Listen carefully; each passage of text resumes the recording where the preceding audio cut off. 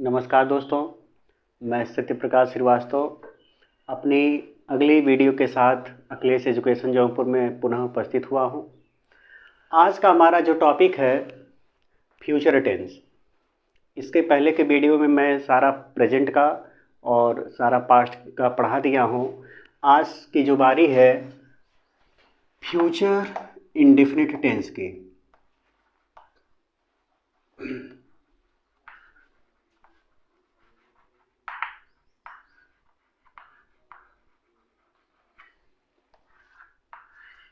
Future indefinite tense, इसकी identity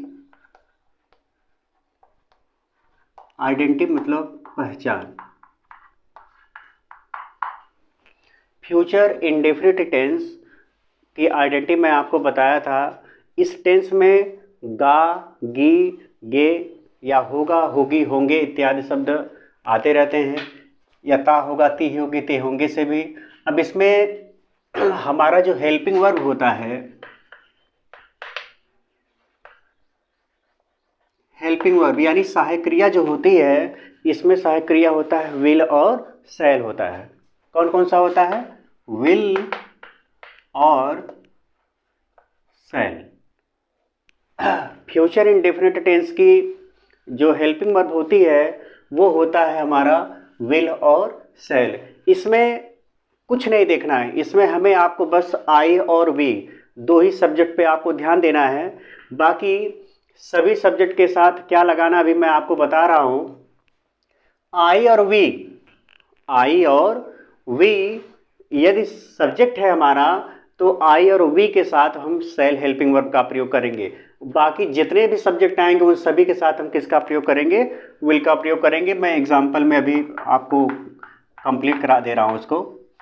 affirmative sentence. Affirmative sentence का मतलब होता है हमारा स्वीकारात्मक वाक्य।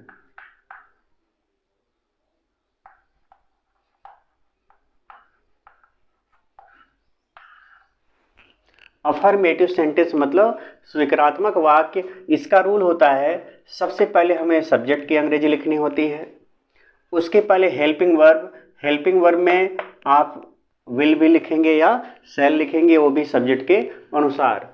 उसके बाद हमको लिखना है मेन वर्ब। मेन वर्ब की पहली अवस्था यानी फर्स्ट फॉर्म लिखेंगे। उसके बाद लास्ट हमारा रहता है ऑब्जेक्ट, यानी कहने का मतलब सबसे पहले कर्ता, फिर उसके बाद सहायक क्रिया,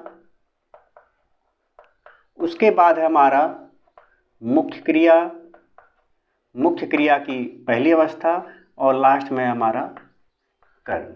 इसी रूल पर हमें चलना है। जैसा कि मैंने आपको अभी भी बताया कि आई और वी के साथ किसका प्रयोग करेंगे? हम शैल का प्रयोग करेंगे। बाकी और सभी कर्ता के साथ हम किसका प्रयोग करेंगे? विल का प्रयोग करेंगे। जैसे आज हम क्रिकेट खेलेंगे, आज हम क्रिकेट खेलेंगे। आज हम क्रिकेट खेलेंगे, इसका मतलब क्या है? यह हमारा फ्यूचर इंडेफिनिट टेंस है।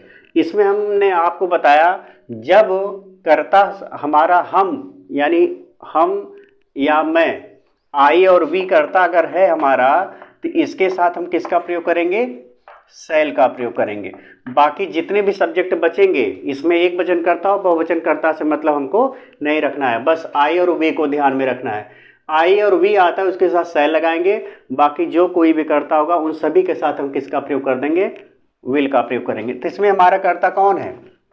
क्रिकेट कौन खेलेंगे? हम, यानी कर्ता का अंग्रेजी हमारा हो गया वी के साथ क्या लगाएंगे? शैल लगाएंगे। हमने रूल आपको यहाँ पे लिखा भी दिया है कि सबसे पहले कर्ता का अंग्रेजी कर्ता हमने लिख दिया है, उसके बाद हेल्पिंग वर्ब यानी सहायक क्रिया, तो सहायक क्रिया हमारा कर्ता के अनुसार यहाँ पे शैल लगता है, शैल हो गया, वी शैल हो गया। मुख्य क्रिया क्या है? खेलना। तो खेलना मूल शब्द है, खेलना को अंग्रेजी में बोला जाता है प्ले, तो खेलेंगे यानी प्ले ही होगी उसकी अंग्रेजी। तो यहाँ पर मुख्य क्रिया की पहली अवस्था यानी प्ले हो गया आपका। अब क्या है? क्रिकेट। तो यहाँ पे हो जाएगा cricket, we shall play cricket कब खेलते हैं? आज। हम यहाँ पर आज की अंग्रेजी क्या लिख देंगे? यहाँ पर टुडे हो जाएगा। यहाँ पर जो हमारा टुडे शब्द लिखा है, आज की अंग्रेजी हम यहाँ पे पहले भी लिख सकते थे, today will shell play cricket, ये भी कह सकते थे। और आप वैसे नहीं होता है तो आप ऐसे भी करके काम चलाइए, we shall play cricket today, ये तो आसान से हो गया। अब दूसरा एग्जाम्पल है, अब मैं मथुरा जाऊंगा। अब मैं मथुरा जाऊंगा।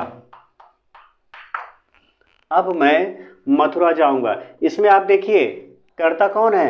मैं की अंग्रेजी क्या होती है? आई। मैं की अंग्रेजी क्या होती है? आई होता है। आई के साथ क्या लगेगा? हेल्पिंग वर्ब शैल लग जाएगा। आई शैल जाऊंगा यानी जाना, अंग्रेजी क्या हो जाएगा? गो। कहाँ जाएंगे? Mathura, go to Mathura. अब यहाँ पे अब की अंग्रेजी हम यहाँ पर पहले भी लिख सकते हैं, now I shall go to Mathura. अगर आप पहले नहीं लिख सकते तो I shall go to Mathura now, ऐसे भी कर सकते हैं। तो ये हमारा जो है अफर्मेटिव सेंटेंस हो जाता है। और इससे रिलेटेड हम कुछ उदाहरण और भी रखेंगे, जैसे आज वर्षा होगी। क्या कहा गया? आज वर्षा होगी। ये ऐसे सेंटेंस हैं जो कि काफ़ी लोग इसमें परेशान हो जाते हैं कि किस तरह से ऐसे वाक्यों को ट्रांसलेट करना पड़ता है।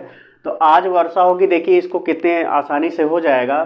देखिए आज वर्षा होगी, इसका मतलब इसमें सब्जेक्ट नहीं है, हमारा कर्ता नहीं है। तो ऐसे सिचुएशन में हम इट का प्रयोग करते हैं। सब्जेक्ट को काम चलाने के लिए किसका प्रयोग करते हैं? इट का प्रयोग। और इट के लिए हम विल का प्रयोग करते हैं। इट विल क्या हो जाएगा? वर्षा होना। वर्षा होना का क्या होता है? वर्षा यानी बारिश, यानी हो जाएगा रैन। कब होती है? आज। आज की अंग्रेजी यहाँ पे क्या हो जाएगी? Today. It will rain today. पहला था आज हम क्रिकेट खेलेंगे, यहाँ पे हमने लिखा है we shall play cricket today. दूसरा है अब मैं मथुरा जाऊंगा, यानी आई शैल गो टू मथुरा। दूसरा है आज वर्षा होगी, इट विल रैन टुडे। ये तो आपका अफर्मेटिव सेंटेंस क्लियर हो गया।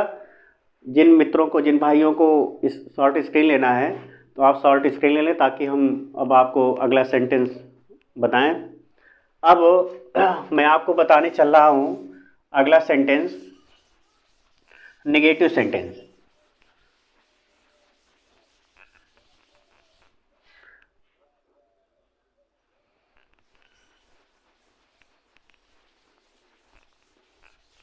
नेगेटिव सेंटेंस भाइयों कुछ नहीं करना है, सब कुछ ज्यों का त्यों रहेगा। बस इसमें हमारा थोड़ा सा क्या करना है, यहाँ पर नहीं शब्द की अंग्रेजी इसमें जोड़ देनी है। दूसरा सेंटेंस है हमारा नेगेटिव सेंटेंस। नेगेटिव सेंटेंस का मतलब होता है नकारात्मक वाक्य। इस वाक्य में क्या करना है? सब कुछ रूल वही रहेगा, बस हेल्पिंग वर्ब के बाद हमको क्या कर देना है? नॉट लगा देना है। हमने आपको बताया क्या कि कुछ नहीं करना है। जो हमारा हेल्पिंग वर्ब है, हेल्पिंग वर्ब के तुरंत बाद क्या कर लेना है? नॉट लगा देना। जैसे मैं आज स्नान नहीं करूँगा, आज मैं स्नान नहीं करूँगा। देखिए आज मैं स्नान नहीं करूँगा, तो इसमें कर्ता कौन है? मैं। तो मैं की अंग्रेजी क्या हो जाएगी? आई। आई के साथ क्या लगता है?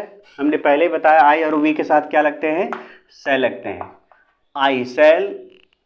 नहीं शब्द आया तो यहाँ पे क्या हो जाएगा? हमारा नॉट हो जाएगा। आई शैल नॉट। स्नान करना, स्नान करना, स्नान करना का अंग्रेजी क्या होता है? बाथ। आई शैल नॉट बात। कब? आज। आज की बात हो रही तो यहाँ पे हमारा हो जाएगा टुडे। आई शैल नॉट बात टुडे, यानी आज मैं आज स्नान नहीं करूँगा। दूसरा है हम तुम्हारे साथ नहीं खेलेंगे, हम तुम्हारे साथ नहीं खेलेंगे। हम तुम्हारे साथ नहीं खेलेंगे, तो यहाँ पे भाइयों कर्ता कौन है हमारा? हम की अंग्रेजी क्या हो जाएगी? वी के साथ क्या लगता है? शैल लगता है। वी शैल हो गया। नहीं शब्द आया है तो यहाँ पे क्या हो जाएगा आपका? नॉट हो जाएगा। We shall not. खेलना का अंग्रेजी क्या होता है? प्ले होता है, अभी थोड़ी देर पहले ही बताया गया। वी शैल नॉट प्ले तुम्हारे साथ। साथ की अंग्रेजी यहाँ पे हो जाता है विद। तुम्हारे का अंग्रेजी हो जाएगा you. We shall not play with you, ये हमारा जो है नेगेटिव सेंटेंस हो गया। अब मान लीजिए अगर इसमें नहीं शब्द आ जाए, हम तुम्हारे साथ कभी नहीं खेलेंगे, यहाँ पे थोड़ा सा ध्यान दीजिए, हम तुम्हारे साथ कभी नहीं खेलेंगे, तो ऐसे सिचुएशन में क्या होता है, हम तब नॉट का प्रयोग नहीं करते हैं। तो यहाँ पर हम क्या करेंगे? नेवर का प्रयोग कर देंगे। इसके पहले आपको बताया गया है कि कभी नहीं शब्द की अंग्रेजी जो होती है हम नेवर लिखते हैं। कभी नहीं शब्द की अंग्रेजी क्या होती है? नेवर। तो वही यहाँ पे कभी नहीं शब्द आया, यानी हम तुम्हारे साथ कभी नहीं खेलेंगे, तो हो जाएगा वी शैल नेवर। यहाँ पे क्या हो जाएगा? नेवर प्ले विद यू हो जाएगा। किसी कोई दिक्कत? यदि आपको कोई दिक्कत नहीं है तो अच्छी बात है। यदि आपको किसी को कोई प्रॉब्लम होती है तो आप कमेंट बॉक्स में अपने प्रश्नों को साझा कीजिएगा। मैं उसको प्रयास करूंगा कि वो प्रॉब्लम हमारी आपकी दूर हो जाए। जिन मित्रों को ये शॉर्ट स्क्रीन लेना है तो शॉर्ट स्क्रीन ले लें। अब आपका लास्ट सेंटेंस बचता है आपका इंट्रोगेटिव सेंटेंस। मैं आपको इंट्रोगेटिव सेंटेंस बताने चल रहा हूँ। अब अगला सेंटेंस है हमारा interrogative sentence.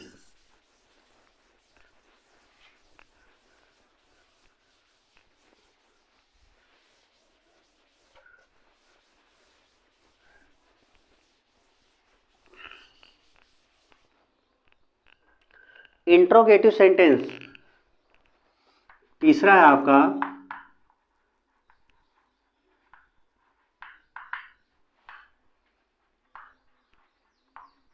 Interrogative sentence. Interrogative sentence का मतलब हमारा होता है प्रश्नवाचक या प्रश्न सूचक वाक्य, दो में से कुछ भी कह सकते हैं। प्रश्नवाचक वाक्य या प्रश्न सूचक वाक्य। इसमें उदाहरण के तौर पर लिया जाए, क्या सीता स्कूल नहीं जाएगी? पहला उदाहरण लिया गया, क्या सीता स्कूल जाएगी? ये हो गया। दूसरा उदाहरण अभी नई शब्द का भी मैं उसको बता दे रहा हूं। जैसे दूसरा है, तुम्हारी सहायता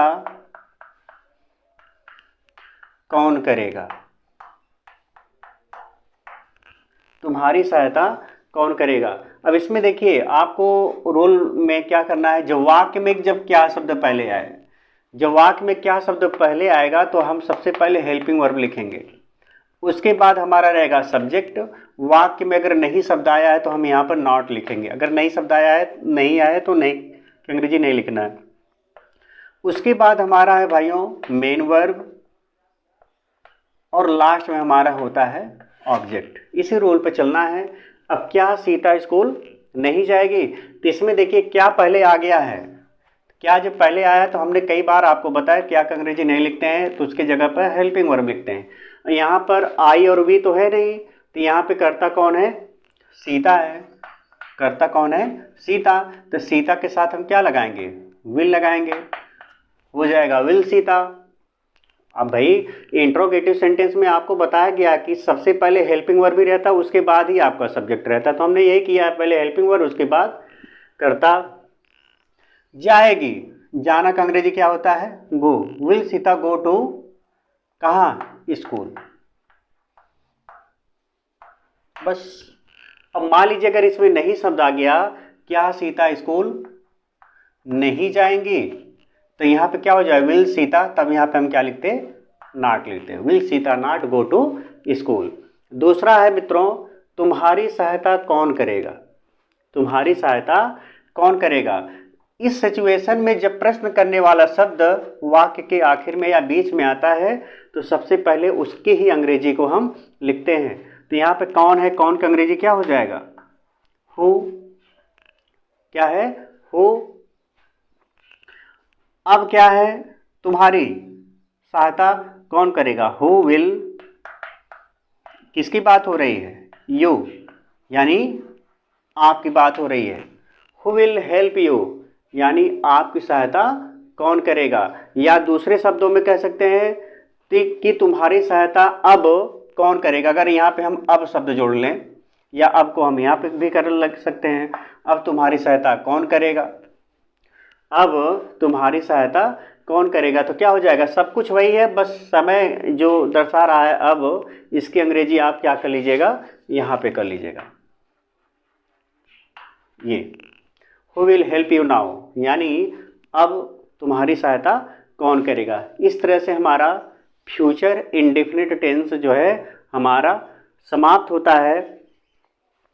और ये फ्यूचर इंडेफिनिट टेंस हमारा कंप्लीट होता है। जिन भाइयों को इसमें किसी भी प्रकार की समस्या होती है तो आप अपने कमेंट बॉक्स में ज़रूर लिख करके भेजें, ताकि वो चीज़ें जब मेरे पास आएंगी तो मैं उसको देखूंगा और देख करके उन प्रॉब्लम को मैं सॉल्व करूंगा। हम आप मिल करके वो कमियों को दूर करेंगे। और जैसा कि कहावत कही गई है, लोग कहते भी हैं कि हमें आपको इस तरह से बिहेव करना चाहिए, कहने का मतलब हमारा आपका व्यवहार ऐसा होना चाहिए जो कि अपने आप को भी अच्छा लगे और दूसरे को भी अच्छा लगे। जैसा कि कोई कितना भी घमंडी हो, कोई कितना भी धन दौलत वाला हो, कोई कितना भी बड़ा व्यक्ति ही क्यों ना बन जाए, यदि किसी को भी किसी भी प्रकार का अगर घमंड या अहम है तो अगर उसको देखना है तो आप कहीं सौदाह गृह जो होता है वहाँ पे आप चले जाएं, या यहाँ जहाँ पर शव को जलाया जाता है, दफना जाता है, तो वहाँ पर आप जाएंगे तो सारी चीज़ें आपके सामने खुद आ जाएंगी कि हम क्यों और किस पर घमंड करें और किस बात को लेकर के घमंड करें। वो सारी की चीज़ें वहीं की वहीं स्पष्ट हो जाती है। इन्हीं भाषाओं के साथ मैं अपनी वाणी को विराम देता हूँ। जय हिंद, जय भारत।